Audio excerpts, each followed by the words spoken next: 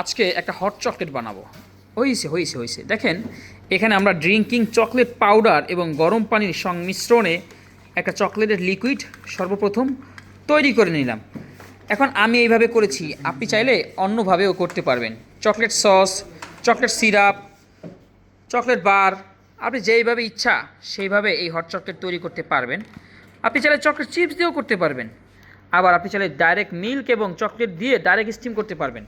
Hot chocolate হচ্ছে একটা hot drinks যেটাতে কোনো এসপ্রেসো থাকে না, মানে নন এসপ্রেসো বেস যদি কোনো ড্রিঙ্কস থাকে সেটা হচ্ছে হট চকলেট। যেমন মাচা, এগুলো হচ্ছে আপনার এসপ্রেসো ছাড়া ড্রিঙ্কস। সো হট চকলেটের জন্য মিল্ক স্টিমটা লাটের মতোই হবে।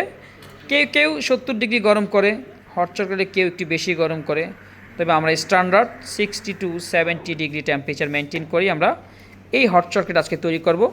সে হট চকলেট বানাচ্ছে ডালিম ভাই। ডালিমের মতো সে কি পারবে?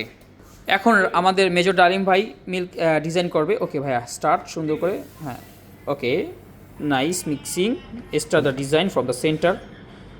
ও নাইস, ও মাই গড, এটি শব্দে আমার থেকে ভালো পারে। চিকন চিকন শেষ করেন দ্রুত, ব্যাস ছেড়ে দেন। এক ফোঁটা তাহলে সামনে পড়বে, পিছনে আসা যাবে না হাত।